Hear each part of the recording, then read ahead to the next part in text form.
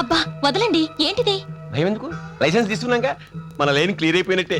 సిగ్గు లేకపోతే సరి, పెళ్లి చేసుకుంటానని మాటిచ్చి తీరా నెల తప్పాక అబోర్షన్ చేస్తారా? మరి అదే మిస్అండర్స్టాండింగ్. పిచ్చిదానా, నేను నిన్ను పెళ్లి చేసుకోవడం 2 నిమిషాల పని. కానీ నేను నీ మెడలో తాళి కట్టాక నాకేదన్నా సడన్ గా నేను పోయాననుకో, సెంటిమెంట్ గా 3వసారి నిన్ను ఎవరు పెళ్లి చేసుకుంటారు? అబార్షన్ చేసుకోకుండా రేపు నువ్వు చంటాండుగా అన్నావనుకో, కామన్ గా నీకు నాకు వాడి మీద ఇష్టం ఏర్పడి మనం మన సీనుగాడిని పట్టించుకోవడం మానేస్తాం. పాపం అప్పుడు వాడి పరిస్థితి ఏమిటి చెప్పు? అంటే నీ బిడ్డ కోసం నా బిడ్డని త్యాగం చేసి. మీరెంత మంచివారండి. మా ఆయన కూడా ఎప్పుడు ఇలా ఆలోచించేవారే కాదు. ఇప్పుడు బ్రదర్ని గుర్తు చేయకు, బాధగా ఉంటుంది. నీ కోసం ఎందుకు ఇచ్చానో తెలుసా? బంగారు గాజులా? ముక్కు పుడక? మరి ఛీ, పాడు. అబ్బో, సిగ్గులలో మరింత అందంగా ఉన్నావు.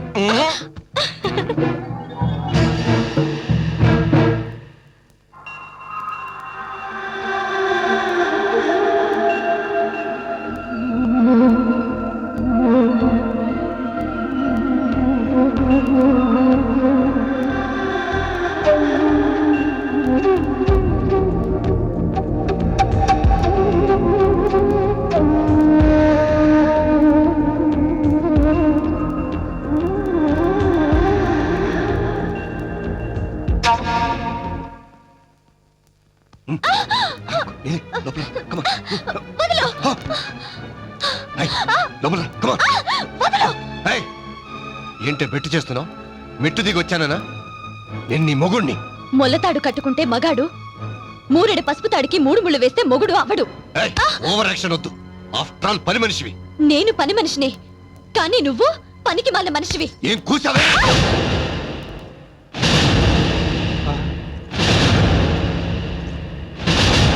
పాచి పనులు చేసి నా చేతులు చాలా గట్టిపడ్డాయి.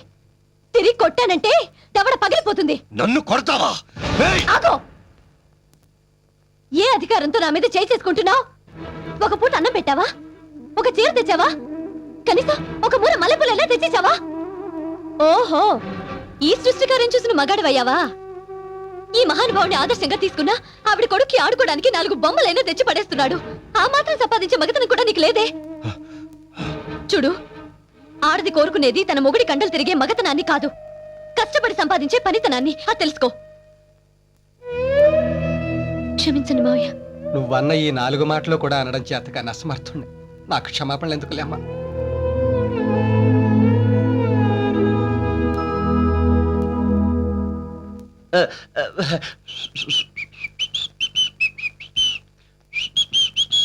గిరీశం,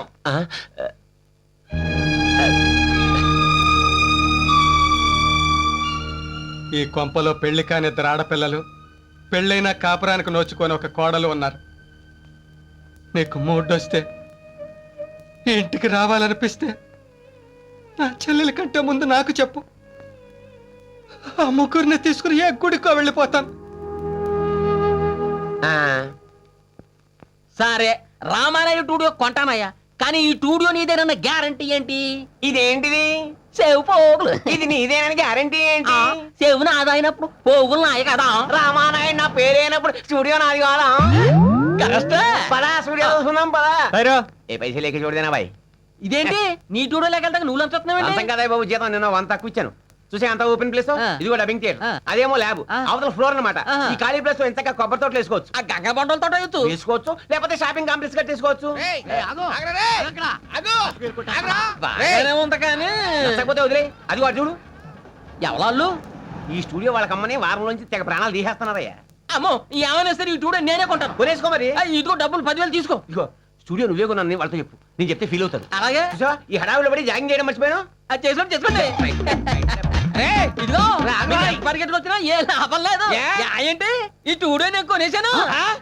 ఈ స్టూడియో కొనేసావా? ఏ ఊర్రా నీది? దోవండా. దూతాను గాని మీ ఊరు పేరు చెప్పరా. మీ ఊరేంటి? దోవండా. దూతాను గాని ఊరు పేరేట? దోవండా. అని ఉండరా, నేను అడుగుతాను. ఇప్పుడు చెప్పండి, మీది ఏ ఊరు? దోవండా. దువ్వేవు కదా. అది కాదురా, నీది ఏ ఊరు? అది దువ్వండి. ఏ ఊరు?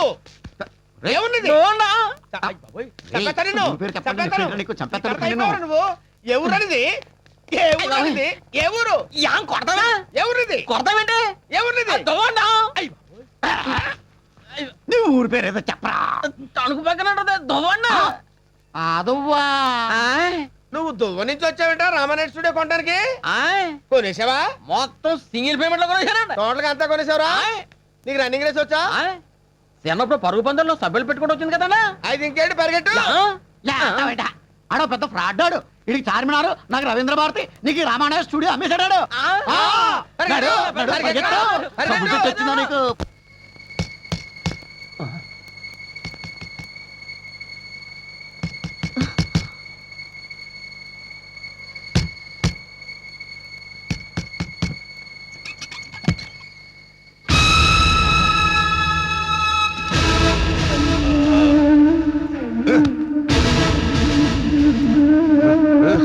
ఏ గంగా, ఏ గంగా,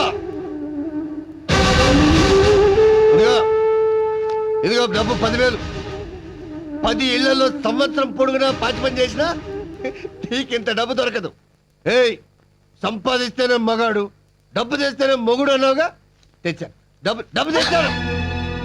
ఏ ముసలి, రోజు నా అప్పు తీర్చు గోల పెడుతున్నావుగా, తీసా. బ్యాడ్ లక్ అంటే ఇదే. ఆ కంటి ఆపరేషన్ కాస్త అయ్యి ఉంటే ఈ వాసలో దొంగ నోట్లో తెలిసిపోయావు కదా. సరా ఈ ఒరిజినలేనా? హలో గోవిందరావు గారు, నమస్తే సార్. ఏంట్లో బిస్తుపోయారు? చెయ్యత్రం మోతనం కాదు, సంపాదించడం నేర్చుకొని క్లాస్ స్పీకర్గా. అందుకే తెచ్చాను. ఇదిగా ఈ డబ్బు తీసుకుని వీళ్ళందరినీ తీసుకొని గుడికి వెళ్ళిపోండి. సారీ, ఇది తీసుకొని వెళ్ళండి. మళ్ళీ సారీ, రాత్రిపూట గుడి ఉన్నదిగా, ఓ పని చేయండి, సెకండ్ షో సినిమా తీసుకెళ్ళిపోండి. తెల్లారి దగ్గర రావద్దు. ఎందుకు తెలుసా? నాకు మూడు వచ్చేసింది.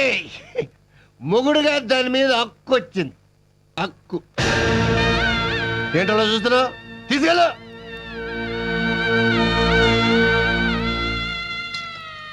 మావయ్య, మీరెక్కడికి వెళ్ళక్కర్లేదు.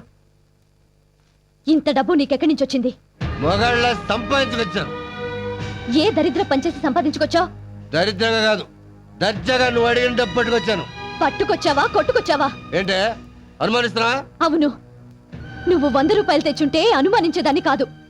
బస్టాండ్లో మూటలు మోసి తెచ్చుంటావని ఆనందించేదాన్ని. నువ్వు 50 రూపాయలు తెచ్చుంటే కష్టపడి ఏ రిక్షాయో తొక్కి తెచ్చుంటావనుకునేదాన్ని. కనీసం 5 రూపాయలు తెచ్చుంటే అడుక్కు తెచ్చుంటావనుకునేదాన్ని. ఏయ్! అడ్డదారిలో సంపాదించడం కాదురా, కష్టపడి 5 రూపాయలు సంపాదించు. అప్పుడు నేనే మావయ్య గారిని, అత్తయ్య గారిని, తాతయ్య గారిని అందరినీ గుడికి పంపించేసి నీ పక్కలోకి వస్తాను.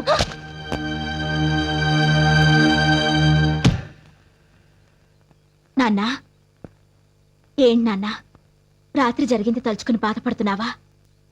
నా గురించి కాదమ్మా నా బాధ అంతా, గంగ గురించి. మీరందరూ ఉండగా నాకేం బాధ మావయ్య? ఇలాంటి కొడుకుని కన్నందుకు సిగ్గుపడుతున్నానమ్మా. మీరేం చేస్తారు మావయ్య? కష్టంలో సుఖం అవుతాడనుకున్నాను, కానీ ఇలా రోజు రోజుకి వాళ్ళలో ఫ్రస్ట్రేషన్ ముదిరి పర్వర్టెడ్గా తయారయ్యాడు. చెయ్యెత్తి కొట్టను లేను, నోరెత్తి తిట్టను లేను. గురుగారు ఏమైందిరా? మన జీకే పోలీసులు అరెస్ట్ చేశారండి. దేనికి? షాపులో దొంగతనం చేశాడంట.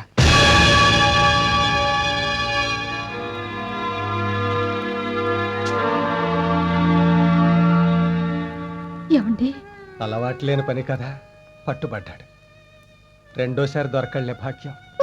దరిద్రుడు ఆ చేసే దొంగతనం మీద ఏ బ్యాంకులోనే చేర్చావచ్చుగా, లక్షలు దక్కేవి. చెవురుకోండి. రండి గురుగారు, ఒకసారి పోలీస్ స్టేషన్కి వెళ్ళొద్దాం. విడిపించుకునే శక్తి లేదు, విడిపించుకోవాలనే ఆసక్తి లేదురా. అదేంటండి అలా అంటారు? వాడు మన కొడుకండి. నేను మమకారం లేక వెళ్ళను అంటలేదు భాగ్యం. ఇప్పుడు స్టేషన్కి వెళ్తే డబ్బు కట్టి వాడిని విడిపించుకోవడానికి వెళ్ళాలి, లేదా కడుపు మంటతో వాడిని కాల్చి చంపేయడానికి వెళ్ళాలి. మొదటిది డబ్బు ఉన్నవాడు చేస్తాడు, రెండోది ఏ డబ్బు లేని పేదవాడు చేస్తాడు. నేను మధ్య తరగతి వాడిని, ఏది చేయలేను. నీకు గుర్తుందా భాగ్యం? చిన్నప్పుడు వాడి డబ్బాలో చిల్లర డబ్బులు తీస్తే రోజంతా వాడిని గదిలో పెట్టి తిండి పెట్టలేదు. ఇది అంతే. కాదని ఎవరి కాళ్ళలో పట్టుకుని బతిమాలి బయటకు తీసుకొస్తే వాడికి ఇదే అలవాటు అయిపోతుంది. అప్పుడు వాడు మనకి ఈ మాత్రం కొడుగ్గా కూడా మిగలడు. అమ్మ గంగ, ఎసట్లో ఓ గ్లాసుడు బియ్యం తగ్గించి పెడతానత్తయ్య.